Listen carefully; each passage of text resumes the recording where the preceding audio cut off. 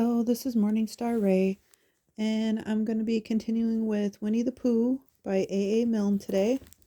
I'll be doing chapter 4 and 5.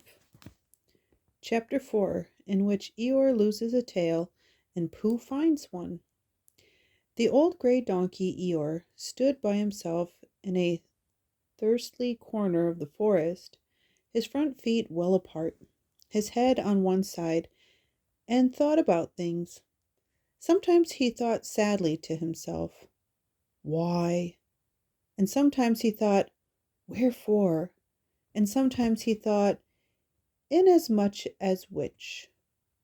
And sometimes he didn't quite know what he was thinking about. So when Winnie the Pooh came thumping along, Eeyore was very glad to be able to stop thinking for a little, in order to say, "How do you do?" in a gloomy manner to him. "And how are you?" said Winnie the Pooh. Eeyore shook his head from side to side. "Not very how," he said. "I don't seem to have felt at all how for a long time." "Dear, dear," said Pooh. "I'm sorry about that. Let's have a look at you." So Eeyore stood there, gazing sadly at the ground, and Winnie the Pooh walked all round him once. "Why, what's happened to your tail?" he said in surprise. "What has happened to it?" said Eeyore. "It isn't there."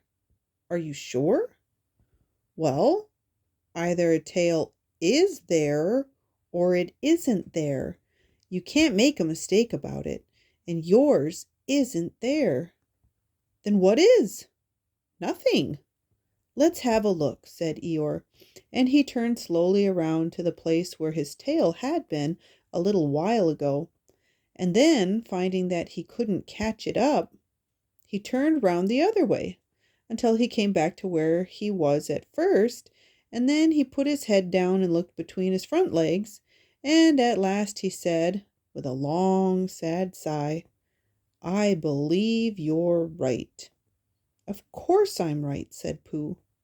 "That accounts for a good deal," said Eeyore gloomily. "It explains everything.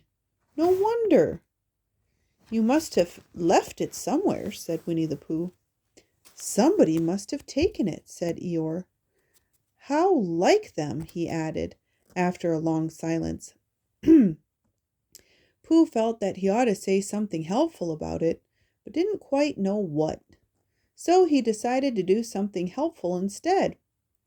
"Eeyore," he said solemnly, "I, Winnie the Pooh, will find your tail for you." "Thank you, Pooh," answered Eeyore. "You're a real friend," he said. "Not like some," he said. So Winnie the Pooh went off to find Eeyore's tail. It was a fine spring morning in the forest as he started out. Little soft clouds played happily in a blue sky, skipping from time to time in front of the sun as if they had come to put it out, and then sliding away suddenly so that the next might have his turn. Through them and in between them the sun shone bravely, and a copse which had worn its furs all the year round seemed old and dowdy now beside the new green lace which the beeches had put on so prettily. Through copse and spinney marched Bear, down open slopes of gorse and heather, over rocky beds of streams, up steep banks of sandstone, into the heather again, and so at last, tired and hungry, to the 100-acre wood, for it was in the 100-acre wood that Owl lived. "And if anyone knows anything about anything," said Bear to himself, "it's Owl who knows something about something," he said. "Or my name's not Winnie the Pooh," he said. "Which it is," he added. So there you are. Owl lived at the Chestnuts, an old world residence of great charm, which was grander than anybody else's, or seemed so to Bear, because it had both a knocker and a pull bell. Underneath the knocker there was a notice which said, "Please ring if answer is required." Underneath the bell pull there was a notice which said, "Please knock if an answer is not required." These notices had been written by Christopher Robin, who was the only one in the forest who could spell. For Owl, wise though he was in many ways, able to read and write and spell his own name, Wool, yet somehow went all to pieces over delicate words like measles and buttered toast. Winnie the Pooh read the two notices very carefully, first from left to right, and afterwards, in case he had missed some of it, from right to left. Then, to make quite sure, he knocked and pulled the knocker, and he pulled and knocked the bell rope, and he called out in a very loud voice, "Owl, I require an answer. It's Bear speaking." And the door opened, and Owl looked out. "Hallo, Pooh," he said. "How's things?" "Terrible and sad," said Pooh, "because Eeyore, who is a friend of mine, has lost his tail, and he's moping about it. So could you very kindly tell me how to find it for him?" "Well," said Owl, "the customary procedure in such cases is as follows." "What does customary proceed cake mean?" said Pooh, "for I am a bear of very little brain, and long words bother me." "It means the thing to do." "As long as it means that, I don't mind," said Pooh humbly. "The thing to do is as follows. First, issue a reward. Then—" "Just a moment," said Pooh, holding up his paw. "What do we do to this? What were you saying? You sneezed just as you were going to tell me." "I didn't sneeze." "Yes, you did, Owl."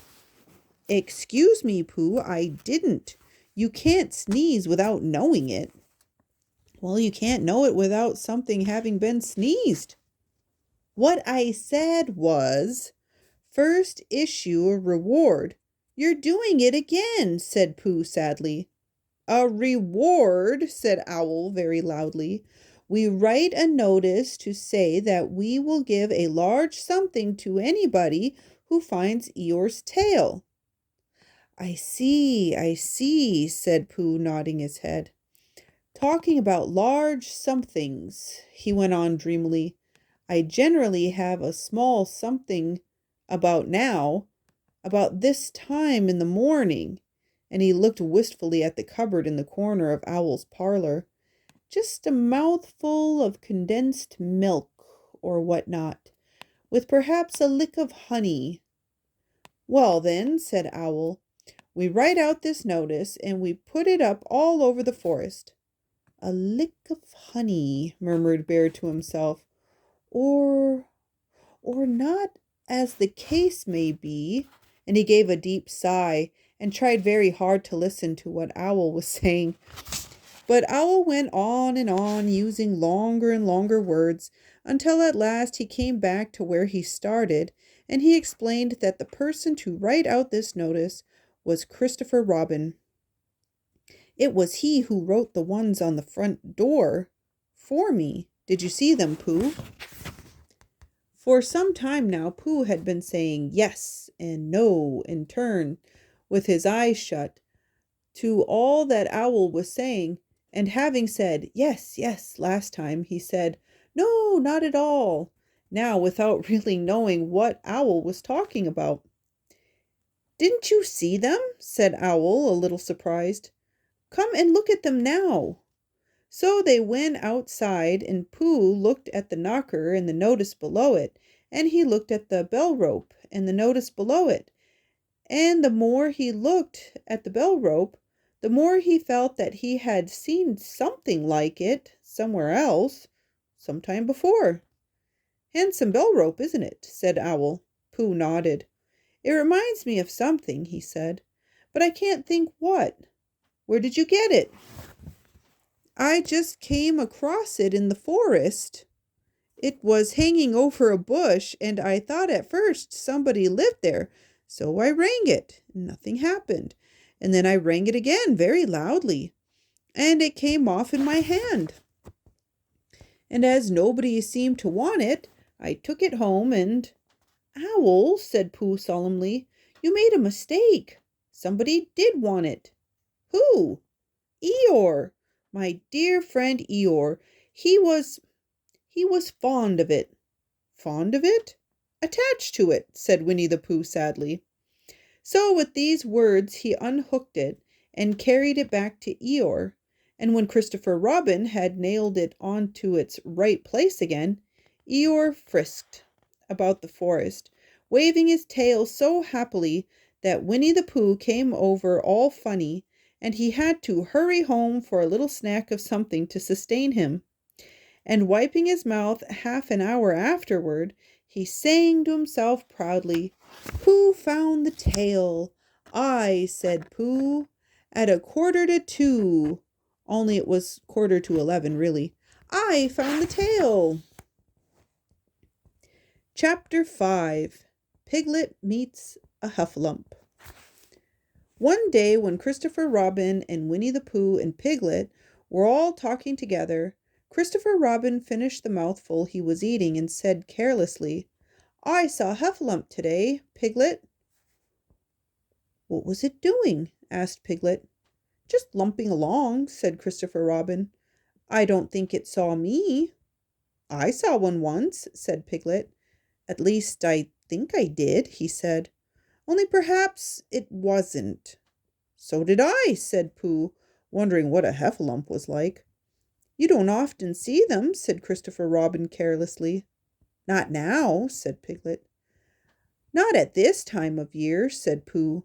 Then they all talked about something else, until it was time for Pooh and Piglet to go home together. At first, as they stumped along the path which edged the 100-acre wood, they didn't say much to each other. But when they came to the stream and had helped each other across the stepping stones and were able to walk side by side again over the heather, they began to talk in a friendly way about this and that, and Piglet said, If you see what I mean, Pooh. And Pooh said, It's just what I think myself, Piglet. And Piglet said, But on the other hand, Pooh, we must remember. And Pooh said, Quite true, Piglet, although I had forgotten it for the moment. And then, just as they came to the six pine trees, Pooh looked around to see that nobody else was listening and said in a very solemn voice, Piglet, I've decided something. What have you decided, Pooh? I have decided to catch a heffalump. Pooh nodded his head several times as he said this, and waited for Piglet to say, How? Or, Pooh, you couldn't, or something helpful of that sort, but Piglet said nothing. The fact was, Piglet was wishing that he had thought about it first. I shall do it, said Pooh, after waiting a little longer, by means of a trap. And it must be a cunning trap, so you will have to help me, Piglet.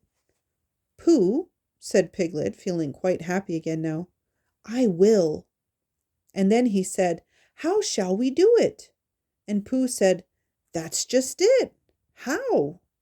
And then they sat down together to think it out. Pooh's first idea was that they should dig a very deep pit, and then the heffalump would come along and fall into the pit and... Why? Said Piglet. Why what? Said Pooh. Why would he fall in? Pooh rubbed his nose with his paw and said that the heffalump might be walking along, humming a little song, and looking up at the sky, wondering if it would rain, and so he wouldn't see the very deep pit until he was halfway down, when it would be too late. Piglet said that this was a very good trap, but supposing it were raining already? Pooh rubbed his nose again and said that he hadn't thought of that, and then he brightened up and said that If it were raining already, the heffalump would be looking at the sky, wondering if it would clear up. And so he wouldn't see the very deep pit until he was halfway down, when it would be too late. Piglet said that now that this point had been explained, he thought it was a cunning trap. Pooh was very proud when he heard this, and he felt that the heffalump was as good as caught already. But there was just one other thing which had to be thought about, and it was this: where should they dig the very deep pit? Piglet said that the best place would be somewhere a heffalump was, just before he fell into it, only about a foot farther on. But then he would see us digging it, said Pooh. Not if he was looking at the sky. He would suspect, said Pooh, if he happened to look down. He thought for a long time and then added sadly, "It isn't as easy as I thought. I suppose that's why heffalumps hardly ever get caught." "That must be it," said Piglet. They sighed and got up, and when they had taken a few gorse prickles out of themselves, they sat down again. And all the time Pooh was saying to himself, "If only I could think of something," for he felt sure that a very clever brain could catch a heffalump if only he knew the right way to go about it. "Suppose," he said to Piglet, "you wanted to catch me. How would you do it?" "Well," said Piglet, "I should do it like this. I should make a trap, and I should put a jar of honey in the trap, and you would smell it, and you would go in after it, and I would go in after it," said Pooh excitedly. "Only very carefully so as not to hurt myself, and I would get the jar of honey, and I should lick round the edges first of all, pretending that there wasn't any more, and then I should walk away and think about it a little, and then I should come back and start licking it in the middle of the jar, and then, yes, well, never mind about that. There you would be, and there I should catch you. Now, the first thing to think of is, what do heffalumps like? I should think acorns, shouldn't you? We'll get a lot of... I say, wake up, Pooh!" Pooh, who had gone into a happy dream, woke up with a start and said that honey was as much more trappy thing than acorns. Piglet didn't think so, and they were just going to argue about it when Piglet remembered that if they put acorns in the trap, he would have to find the acorns, but if they put honey, then Pooh would have to give up some of his own honey. So he said, "All right, honey then," just as Pooh remembered it too, and was going to say, "All right, acorns." "Honey," said Piglet to himself in a thoughtful way, as if it were now settled. "I'll dig the pit while you go and get the honey." "Very well," said Pooh, and he stumped off. As soon as he got home, he went to the larder, and he stood on a chair and took down a very large jar of honey from the top shelf. It had honey, Hunny, written on it. But just to make sure, he took off the paper cover and looked at it, and it looked just like honey. "But you never can tell," said Pooh. "I remember my uncle saying once that he had seen cheese just this color." So he put his tongue in and took a large lick. "Yes," he said, "it is, no doubt about that. And honey, I should say, right down to the bottom of the jar. Unless, of course," he said, "somebody put cheese in at the bottom just for a joke. Perhaps I had better go a little further, just in case heffalumps don't like cheese. Same as me. Ah!" And he gave a deep sigh. "I was right. It is honey, right the way down."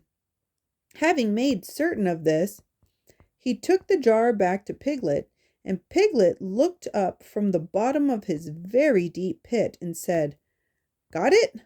And Pooh said, "Yes, but it isn't quite a full jar, and he threw it down to Piglet. And Piglet said, "No, it isn't. Is that all you've got left?" And Pooh said, "Yes," because it was. So Piglet put the jar at the bottom of the pit and climbed out, and they went off home together. "Well, good night, Pooh," said Piglet when they had got to Pooh's house.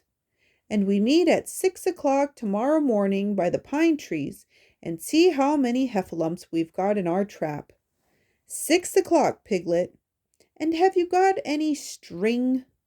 "No. Why do you want string?" "To lead them home with." "Oh, I think heffalumps come if you whistle." "Some do, and some don't. You never can tell with heffalumps. Well, good night." "Good night." And off Piglet trotted to his house, Trespassers W, while Pooh made his preparations for bed. Some hours later, just as the night was beginning to steal away, Pooh woke up suddenly with a sinking feeling. He had had that sinking feeling before, and he knew what it meant. He was hungry. So he went to the larder, and he stood on a chair and reached up to the top shelf and found nothing. "That's funny," he thought. "I know I had a jar of honey there, a full jar full of honey right up to the top, and it had honey, Hunny, written on it, so that I should know it was honey. That's very funny."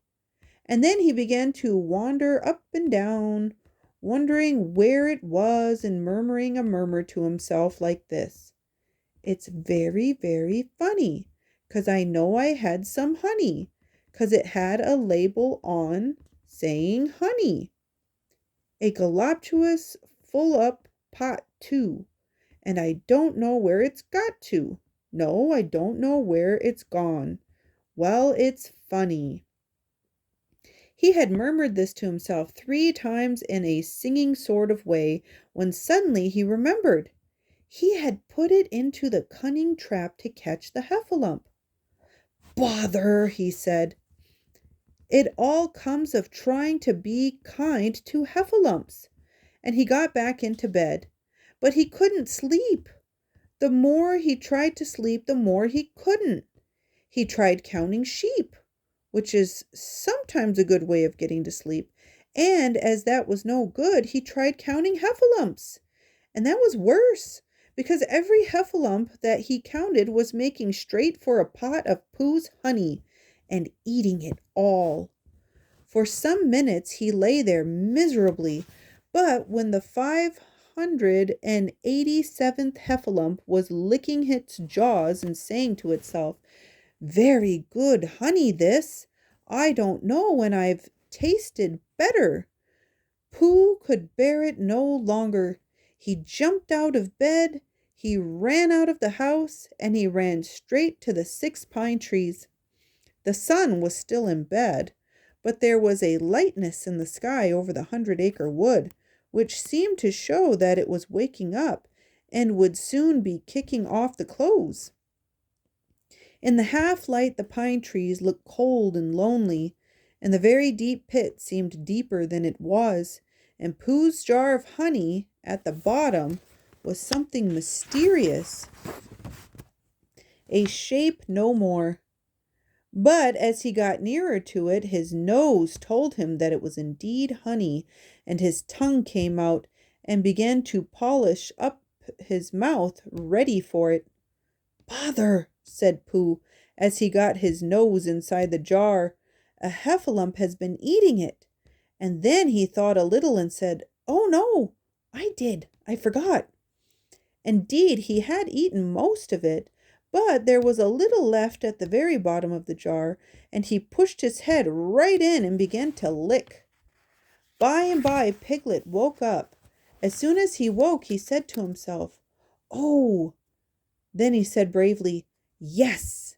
And then, still more bravely, "Quite so." But he didn't feel very brave, for the word which was really jiggeting about in his brain was heffalumps. What was a heffalump like? Was it fierce? Did it come when you whistled? And how did it come? Was it fond of pigs at all? If it was fond of pigs, did it make any difference what sort of pig? Supposing it was fierce with pigs, would it make any difference if the pig had a grandfather called Trespassers William? He didn't know the answer to any of these questions, and he was going to see his first heffalump in about an hour from now. Of course, Pooh would be with him, and it was much more friendly with two. But suppose heffalumps were very fierce with pigs and bears. Wouldn't it be better to pretend that he had a headache and couldn't go up to the 6 pine trees this morning? But then suppose that it was a very fine day and there was no heffalump in the trap. Here he would be in bed all the morning, simply wasting his time for nothing. What should he do? And then he had a clever idea. He would go up very quietly to the 6 pine trees now, peep very cautiously into the trap, and see if there was a heffalump there. And if there was, he would go back to bed. And if there wasn't, he wouldn't. So off he went. At first he thought that there wouldn't be a heffalump in the trap, and then he thought that there would. And as he got nearer, he was sure that there would, because he could hear it heffalumping about it like anything. Oh dear, oh dear, oh dear, said Piglet to himself, and he wanted to run away. But somehow, having got so near, he felt that he must just see what a heffalump was like. So he crept to the side of the trap and looked in. And all the time, Winnie the Pooh had been trying to get the honey jar off his head. The more he shook it, the more tightly it stuck. Bother, he said inside the jar, and oh, help, and mostly ow. And he tried bumping it against things. But as he couldn't see what he was bumping it against, it didn't help him. And he tried to climb out of the trap, but as he could see nothing but jar, and not much of that, he couldn't find his way. So at last he lifted up his head, jar and all, and made a loud roaring noise of sadness and despair. And it was at that moment that Piglet looked down. Help! Help! Cried Piglet. A heffalump! A horrible heffalump! And he scampered off as hard as he could, still crying out, Help! Help! A horrible huffalump! Huff! Huff! A hellable! A horralump! Haul! Haul! A hollable! Hellerbump! And he didn't stop crying and scampering until he got to Christopher Robin's house. Whatever's the matter, Piglet? Said Christopher Robin, who was just getting up. Heff! Said Piglet, breathing so hard that he could hardly speak. A heffalump! Where? Up there, said Piglet, waving his paw. What did it look like? Like it had the biggest head you ever saw, Christopher Robin. A great, enormous thing like nothing. A huge, big, well, like I don't know, like an enormous big nothing, like a jar. Well, said Christopher Robin, putting on his shoes, I shall go and look at it. Come on. Piglet wasn't afraid if he had Christopher Robin with him, so off they went. I can hear it, can't you? Said Piglet anxiously as they got near. I can hear something, said Christopher Robin. It was Pooh bumping his head against a tree root he had found. There, said Piglet. Isn't it awful? And he held on tight to Christopher Robin's hand. Suddenly Christopher Robin began to laugh. And he laughed, and he laughed, and he laughed. And while he was still laughing, crash went the heffalump's head against the tree root. Smash went the jar, and out came Pooh's head again. When Piglet saw what a foolish piglet he had been, and he was so ashamed of himself that he ran straight off home and went to bed with a headache. But Christopher Robin and Pooh went home to breakfast together.